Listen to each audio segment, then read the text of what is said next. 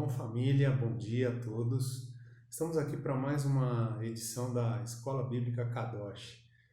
Agora de forma eletrônica, né? Não de forma presencial, mas que o Espírito do Senhor, que traz todo o entendimento, esteja conosco neste tempo, mesmo que eletronicamente.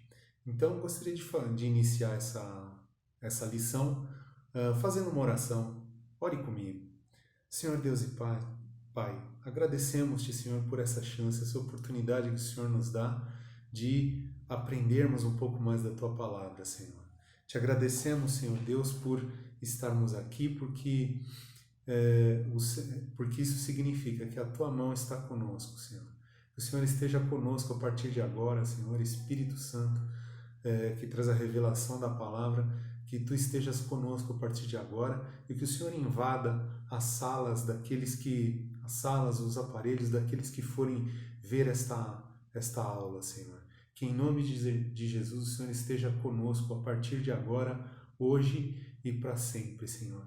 E em nome de Jesus que o Senhor possa abençoar todos aqueles nossos entes queridos que também vão assistir essa aula conosco. Em nome de Jesus te agradecemos. Amém. Bom, o que eu gostaria de tratar hoje com vocês é sobre o cristão e a ansiedade. Vivemos um tempo, né, em que todas as coisas acontecem de uma maneira muito rápida, não é verdade?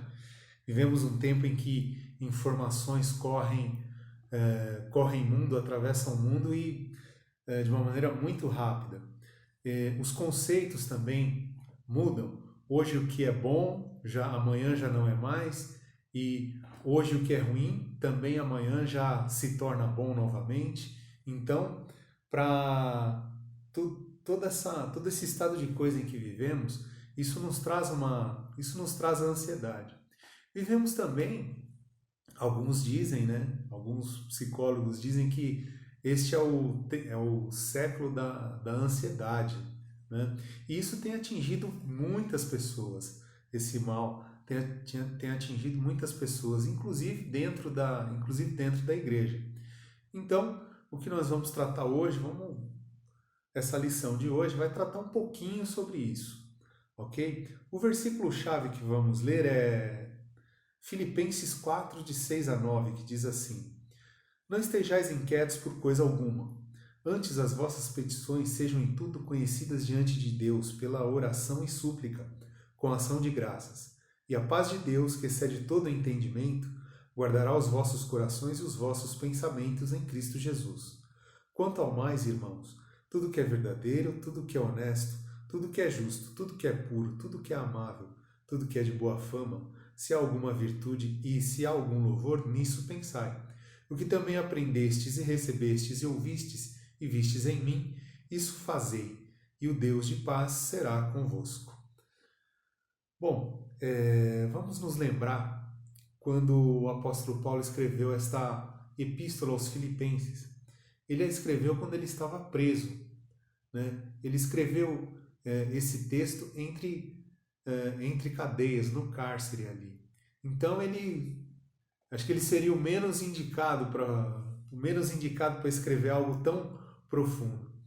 Então, nós vamos hoje tratar um pouco desse assunto aqui. Vem do quê? Vamos ver um pouco da origem da ansiedade. Quero dizer aqui que eu não sou psicólogo, não sou um técnico sobre o assunto, mas sou apenas um observador. E nós observamos e dentro dessas observações eu vejo que o homem ele lida com isso, com a ansiedade, desde os seus primórdios. Querem ver? A palavra nos responde. Mateus 6, 25 a 34. Jesus Cristo diz: Por isso vos digo, não andeis cuidadosos quanto à vossa vida, pelo que haveis de comer ou pelo que haveis de beber, nem quanto ao vosso corpo, pelo que haveis de vestir. Não é a vida mais do que o mantimento e o corpo mais do que o vestuário?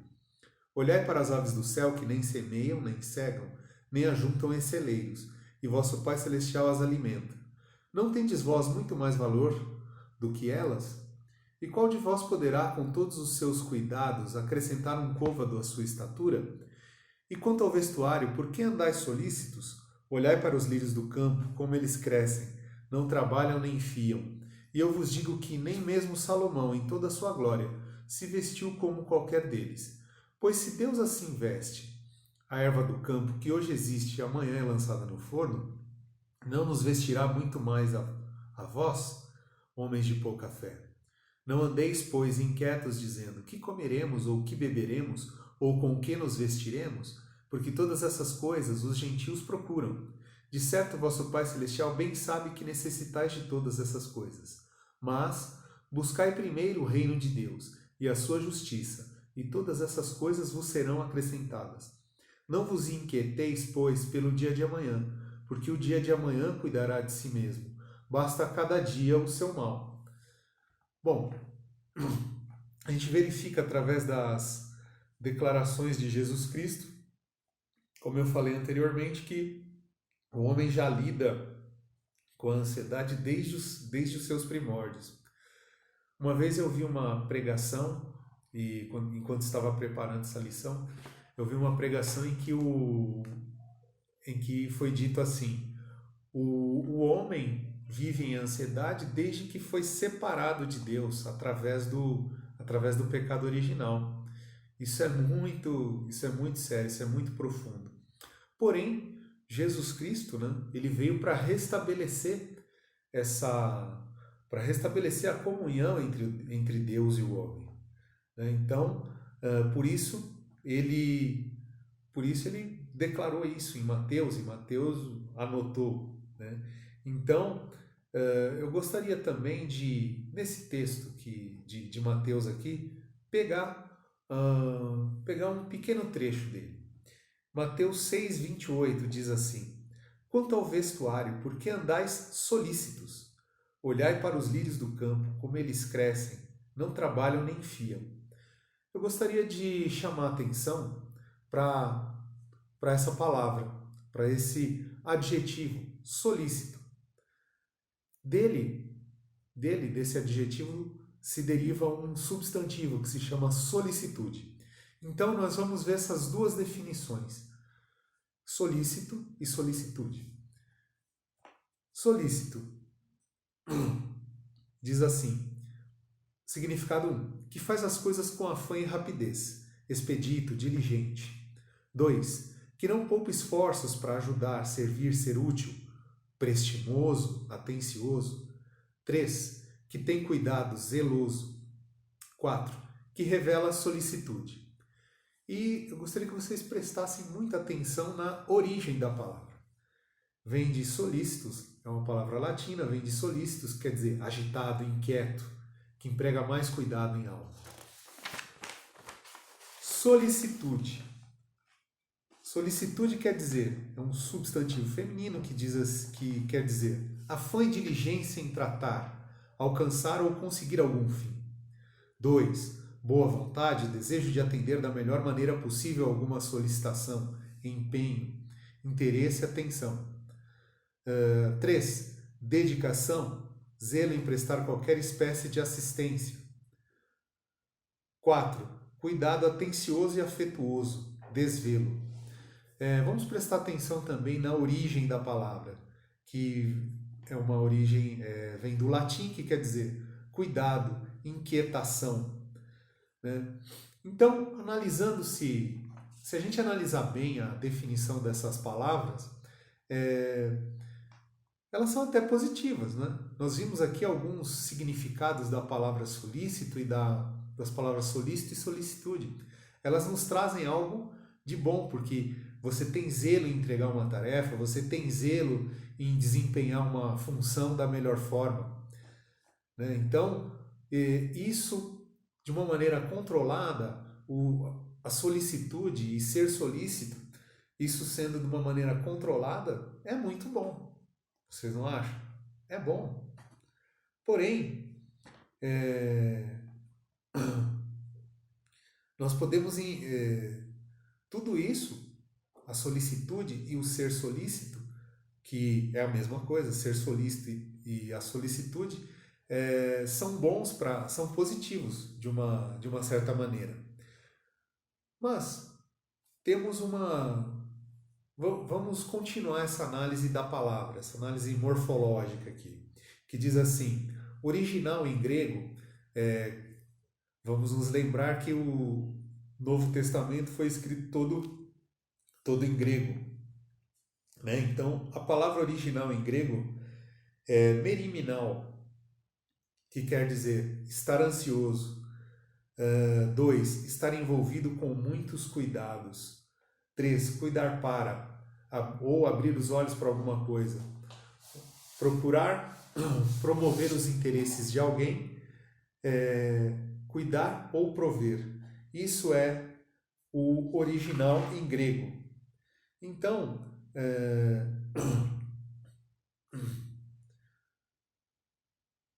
hoje em dia, estar envolvidos com os cuidados deste mundo. Então, hoje em dia, nós estamos sendo impelidos, né, a nos envolver com os cuidados deste mundo, né? E muitas vezes esse mundo de hoje, né, nos traz modelos de conduta, nos traz modelos de família, modelos ideais, modelo de uma vida ideal, né? A gente até brinca, tem o pessoal do comercial de margarina, essa família parece isso, se você não tiver uma família como esta, como do comercial da margarina, você não conseguiu nada na sua vida. Se você não tiver, se aos 30 anos você não tiver um PhD, você é um fracassado. Então, isso nós estamos falando de modelos que são estabelecidos, né? Isso quando nós não conseguimos, entre aspas, chegar nesse modelo, quando nós não conseguimos chegar nessa forma, né, de viver, nesse estilo de vida, no estilo de vida moderno que nos é imposto, nós muitas vezes, mesmo nós mesmos nos consideramos fracassados, né? Então nós buscamos um modelo de perfeição que nos é vendido, né? E quando nós não conseguimos esse modelo de perfeição entre aspas, isso nos causa peso. Isso nos causa peso. E este peso desnecessário isso é um peso desnecessário que carregamos. Não precisamos carregar isso. Não precisamos ter isso, porque nós já temos a Jesus Cristo, temos a Deus. Então, carregar esse peso inútil, ele nos traz cansaço. E muitas vezes esse cansaço pode nos trazer um quadro de ansiedade. Vamos nos ater novamente ao texto de Mateus. Jesus Cristo escreveu assim: e qual de vós poderá, em todos os seus cuidados, acrescentar um côvado à sua estatura? Isso me faz lembrar de uma música que cantávamos antigamente aqui. Diz assim: não tenha sobre ti um só cuidado qualquer que seja, pois somente um seria muito para ti. É meu, somente meu, todo o trabalho, e o teu trabalho é descansar em mim. Então, isso já... O compositor dessa canção, ele explicou isso aqui, esse texto de Mateus, né? Se nós tivermos... por nós mesmos, a gente não pode fazer... Nós não podemos fazer nada. Nós não podemos acrescentar não podemos acrescentar 1 milímetro na nossa estatura, na nossa altura, pelo nosso próprio esforço, né? Mas nós temos que entender, e muitas vezes nós ficamos ansiosos pelo futuro, ansiosos pelo que virá, ansiosos pelo que vai acontecer, e não é à toa, né? Estamos presos em casa, né? Nós estamos presos em casa aqui, né? Muitos estão se perguntando: o que vai acontecer, o que vai fazer, como eu vou fazer? Mas isso pode causar um estado de ansiedade. Mas o que temos que entender é é que nós estamos colocando o nosso pensamento num futuro que a gente ainda não sabe o que vai acontecer. A gente não sabe se vai se realizar, o que vai acontecer nele. Temos que deixar temos que fazer com que Deus, o Senhor Jesus Cristo, seja o nosso futuro. Porque diz assim, nós temos que entender também, uma outra coisa que temos que entender, é que o futuro pertence a Deus. Ele é que sabe o futuro, né? O que vai acontecer. E lembram que eu falei no início aqui? O Jesus Cristo estava tratando em Mateus da ansiedade daqueles tempos. E mesmo os discípulos que andaram com Jesus Cristo, viram Jesus Cristo operar sinais, prodígios, milagres, maravilhas. O próprio apóstolo Pedro, né, ele andou sobre as águas, né, através da palavra de Jesus. Mesmo eles que estavam próximos de Jesus Cristo tinham ansiedade pelo que ia acontecer. Querem ver? Atos 1, 6 e 7 é um versículo que em todas as lições eu o repito. Então eu vou ler aqui para vocês. Diz assim, Atos 1, 6 e 7. Diz assim, aqueles, pois, que se haviam reunido perguntaram-lhe, dizendo, Senhor, restaurarás tu neste tempo o reino a Israel? E disse-lhes, não vos pertence saber os tempos ou as estações que o Pai estabeleceu pelo seu próprio poder. Então, essa pergunta, só para pontuar, essa pergunta foi feita para Jesus Cristo alguns momentos antes dele ascender aos céus. Então, nós vemos que os próprios discípulos tinham dentro de si esse afã por saber o que ia acontecer com Israel, né? E diante dessa verdade, vou repetir aqui o versículo 7 de Atos 1. Disse-lhes, não vos pertence saber os tempos ou as estações que o Pai estabeleceu pelo seu próprio poder. Isso, Jesus Cristo quis dizer que tudo está nas mãos do Pai, tudo está nas mãos de Deus. Então, diante dessa verdade, a gente não tem mais por que ficar carregando pesos desnecessários. Jesus Cristo, ele nos ensinou em Mateus, ele nos ensinou em Atos, mas em Filipenses o apóstolo Paulo nos ensinou de uma maneira mais detalhada. E aqui, desse texto de Filipenses, nós podemos colher três atitudes que vão nos fazer passar por este tempo confiando em Deus de uma maneira muito melhor. Repetindo, né? O apóstolo Paulo estava preso quando escreveu essa carta. Mas podemos coletar aqui três atitudes para passarmos pela ansiedade. A primeira, a oração. Filipenses 4,6 diz, não estejais inquietos por coisa alguma, antes as vossas petições sejam em tudo conhecidas diante de Deus pela oração e súplica, com uma ação de graças. Muitas vezes no nosso esforço próprio a gente esquece que a oração é uma ferramenta para que a gente se aproxime de Deus. Essa prática foi ensinada pelo nosso próprio Salvador, pelo próprio Jesus Cristo, não é? Tanto que em alguns trechos dos evangelhos,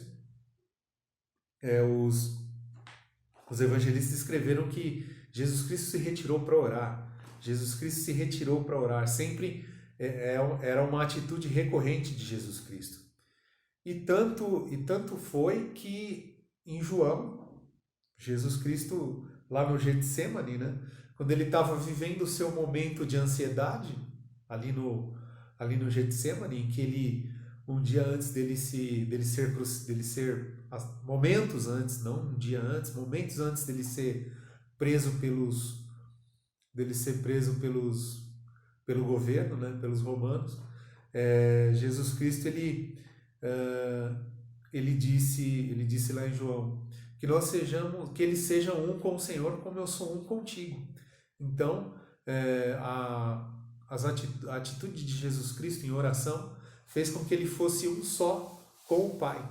Então, a oração é uma grande ferramenta que temos, né? Porque nós podemos, logicamente que Deus sabe tudo que pensamos, Deus sabe como pensamos e como fazemos, como agimos, mas é importante que a gente declare isso a Ele. Não para que, aqui diz, oração e súplica.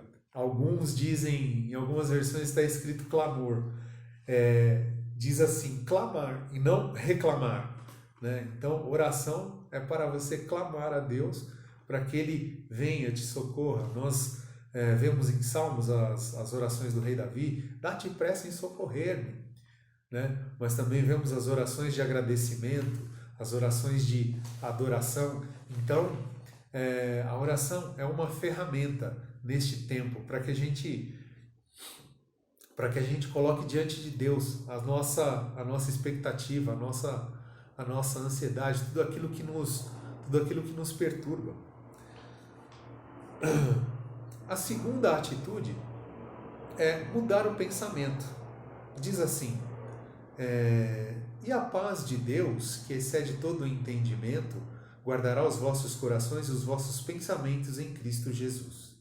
Quanto ao mais, irmãos, tudo que é verdadeiro, tudo que é honesto, tudo que é justo, tudo que é puro, tudo que é amável, tudo que é de boa fama, se há alguma virtude e se há algum louvor, nisso pensai. Filipenses 4, 7 e 8, que nos fala isso. Então, nós devemos mudar o foco do nosso pensamento. É fácil? Não, não é. Mas nós temos que procurar mudar. Devemos ter pensamentos que nos edificam. Por isso, se tivermos que mudar as nossas fontes de pensamento, nós temos que mudar.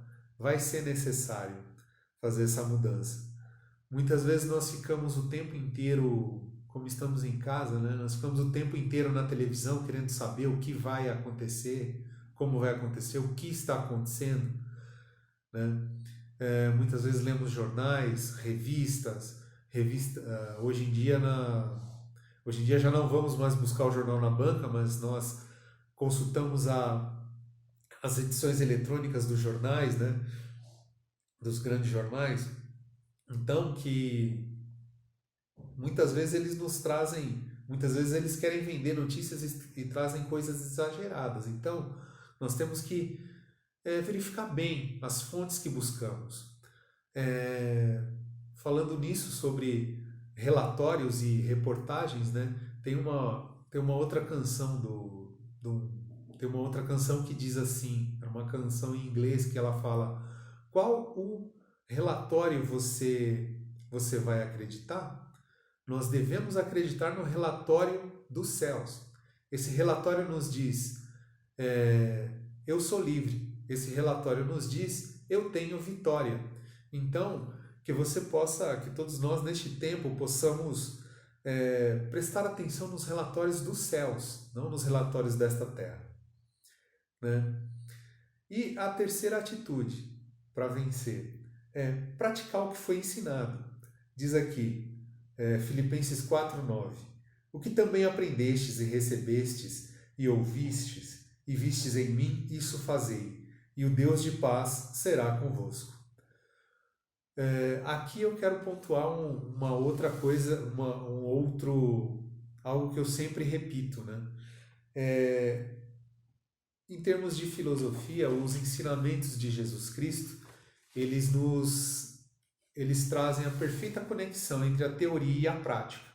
Não há conflito algum entre o que Jesus Cristo ensinou e a prática que devemos ter. Então nós devemos ir para a prática. Então, se não há disparidade, não tem disparidade entre a teoria e a prática entre os ensinamentos de Jesus Cristo, então vamos lá, façamos, que a gente possa se esforçar em praticá-los, para que esse mundo não tenha força sobre nós, para que não sejamos dominados por ele. E eu vou concluir aqui dizendo que nós devemos nos esforçar sempre para que essas 3 atitudes listadas pelo apóstolo Paulo em Filipenses, para que a gente se esforce em fazê-los, para que a gente se esforce em praticar. Então, que todos nós possamos, a partir de agora, nos voltar ao Senhor. Que este tempo seja um tempo em que todos nós nos voltemos a Deus, nos voltemos à prática do pensamento, à prática das Escrituras. Amém? Oi, Shalom família, tudo bem? Então, eu sou Emanuel e eu vim te pedir para você entrar na nossa página, se inscrever no canal e dar o like. Amo vocês. Tchau, tchau.